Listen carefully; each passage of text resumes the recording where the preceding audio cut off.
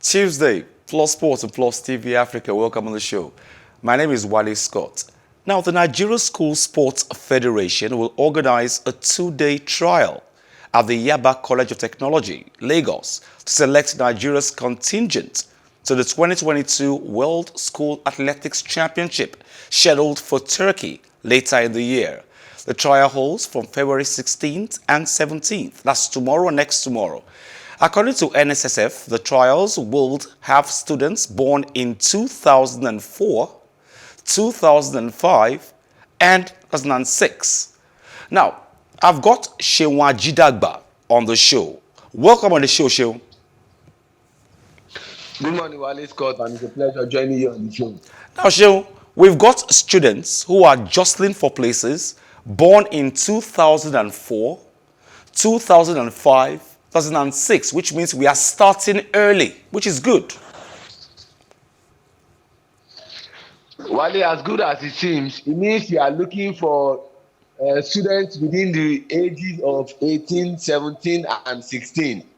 And if I listen carefully to the Nigerian School Sports Federation president, in person of Olabisi Joseph, he said they are looking for athletes that will represent the country, that they are part of the world body of the school sport. They've missed out for several years.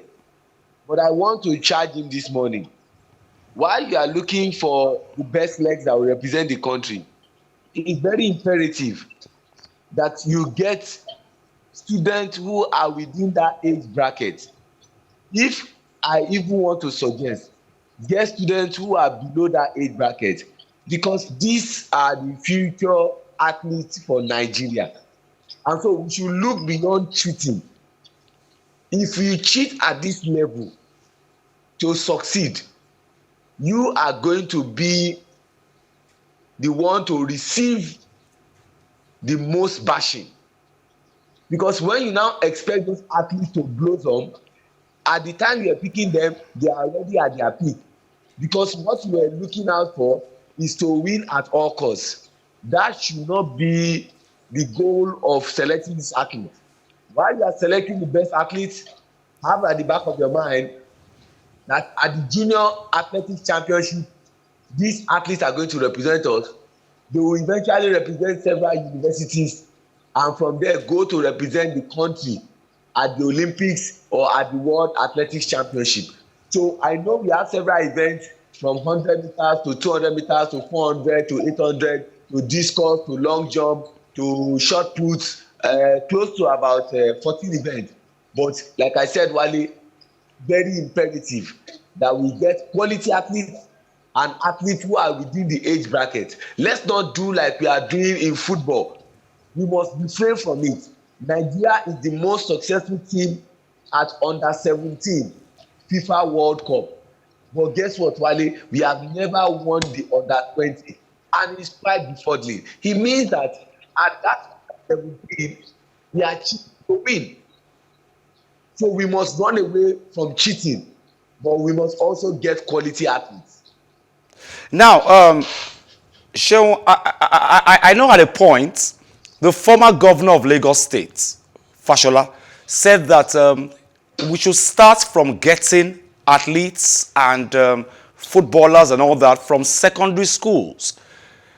How can this work for us to ensure that, like you have said, age cheating? That has always been our problem in Africa, not only in Nigeria. It's an African thing.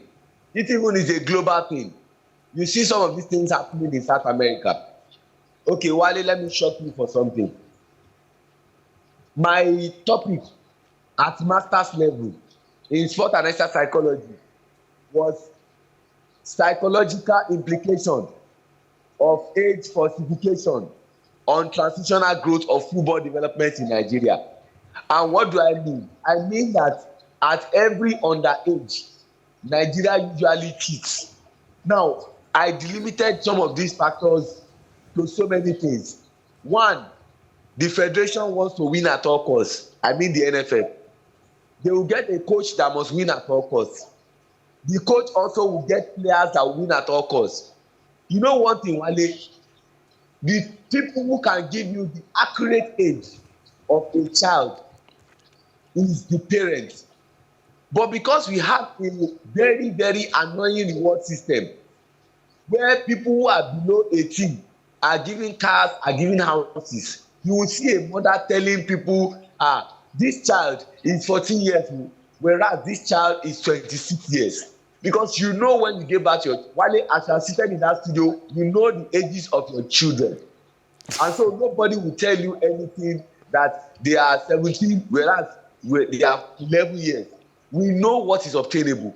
We must run away from this thing because at the end of the day, if you cheat at this elementary level, when you are looking forward to them blossoming, they are already at their peak.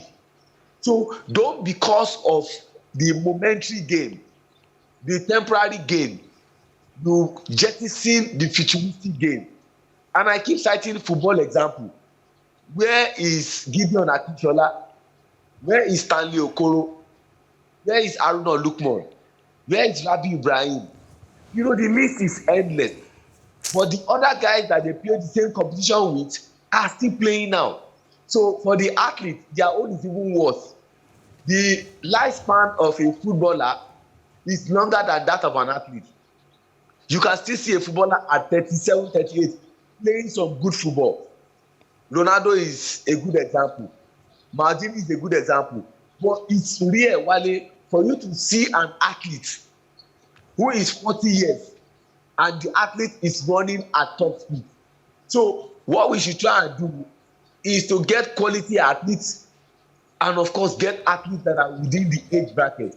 But my question, Wale, is what indices is the Nigerian School Sports Federation going to use in selecting proper athletes? Because they will come with their birth certificates, and birth certificates can be falsified, and that's my worry. Okay, Seun.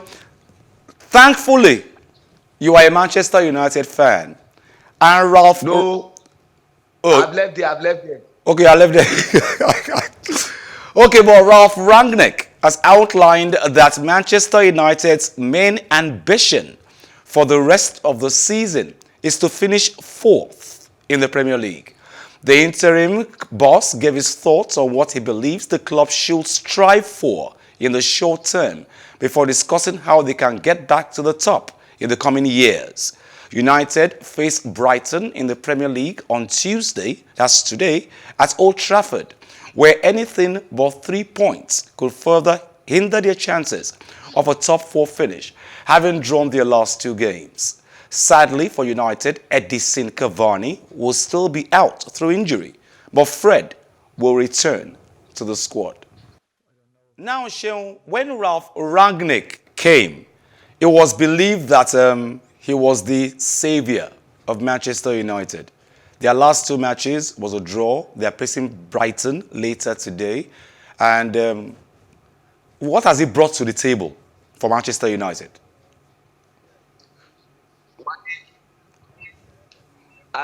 From the western part of the country, where we are called respect. If not because Ralph Rangnick is old enough to be my father, I would have slapped him this morning. That man is clueless, idealess, brainless, tactically inept, and unnecessarily heady. That is the fourth time in 6 games that United have failed to win after going ahead at interval. You can't beat Southampton, you can't beat Burnley, and these are teams who score you early in the second half. You said you brought Gege pressing. Instead, na man you dey press. You know when you are watching a Nigerian movie, when something bad is about to happen, they will be telling you Gege. Any Gege from Man U is as still they want to score them. This man does not know what he's saying.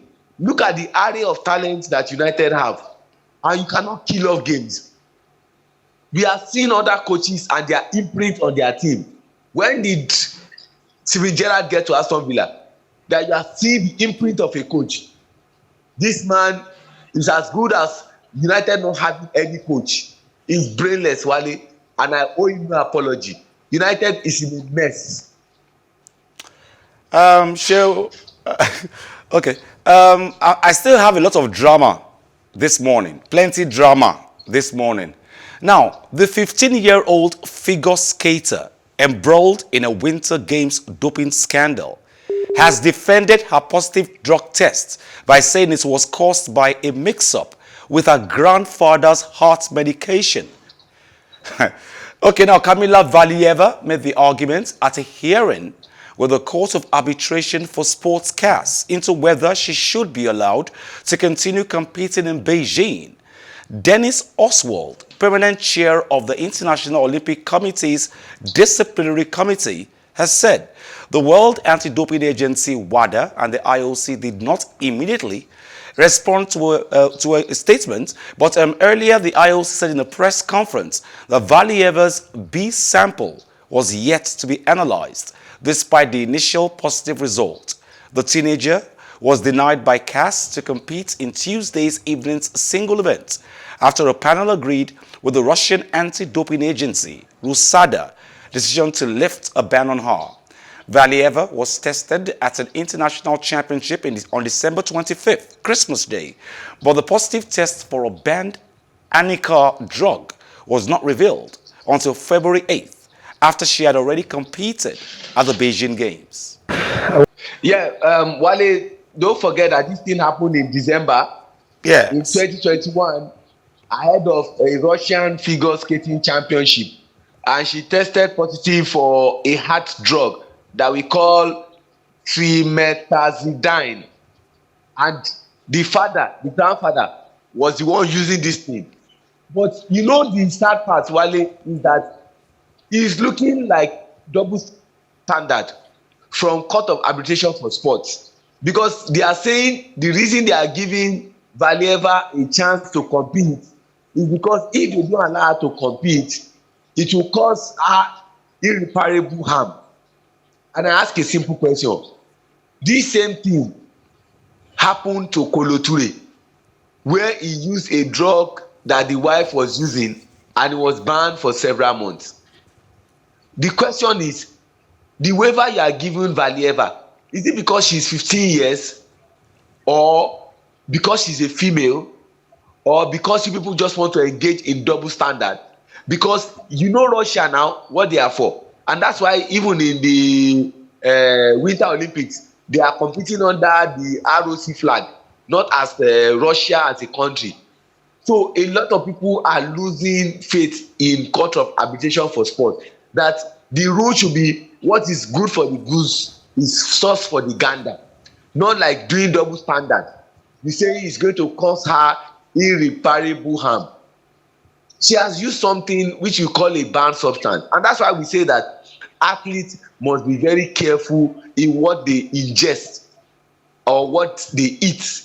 It has to be properly scrutinized such that you are not taking a banned substance. This has been proved to be a banned substance and she has taken it. Let her face the consequences. But when you now give her a waiver, I want to see how you people will react when something like this happens to someone who is older. You are doing this because she's 15, abi? It will cause her irreparable harm. For somebody who is older, you now want to sanction that person, and I'm sure a lot of people will come out for you. I want to thank you very much, Seun, for joining us today on the show. Thank you very much, Seun. A pleasure doing this with you, Wale. And just my quick thoughts on the two games, over two legs. I think Real Madrid has the arsenal to qualify. And don't be surprised over PSG. And don't be surprised. Wow. I think I lost Seun there, but he's very optimistic Real Madrid will qualify ahead of Paris Saint-Germain. That's PSG. Now, Switzerland's Mathilde Grimaud won gold in the women's freeski slopestyle at the Beijing Olympics, while China's home favorite, Ellen Gar, was roared on by fans in the final, but had to settle for silver. China's snow princess, Gar, went all out from the beginning, landing a clean and controlled first run, but hit the deck on a second try, forcing her to sit on her skis to take a breath. The four piled the pressure on Gar ahead of a third and final run, and while she earned 8.23, it was not enough to top Grimaud's best of 86.56, with Estonia's Kelly Saidra taking bronze with 82.06. Gar hugged the fellow medalist after a score and was called out. Now smiling brutally at the camera, making a heart gesture with her arms and waving to fans in the stands. And of course, the Winter Olympics has begun. Plus Sports and Plus TV Africa, I'm leaving you with this today. It's swimming, actually. I want to say a big thank you to everyone who has worked with me today. And I had two of one of the most stressful people you can have on the show with you. Two Sheis. Shei had the camera, was back of the camera, Shei Yamotayo, of course. And of course, the other Shei in the control. Hi. Belema, thank you. Omotola always has my back. Emeka, thank you. David, thank you very much. Thank you. D1 is downstairs in the powerhouse. I'm leaving you with swimming. And of course, is in celebration of the birth anniversary of North Korea's leader, King John II. And it was a synchronized swimming display for us to all see. Join us same time tomorrow, Plus Sports and Plus TV Africa. My name is Wale Scott. Like I always advise you, at the end of every show, if not for anything, at least for your heart, do some sports.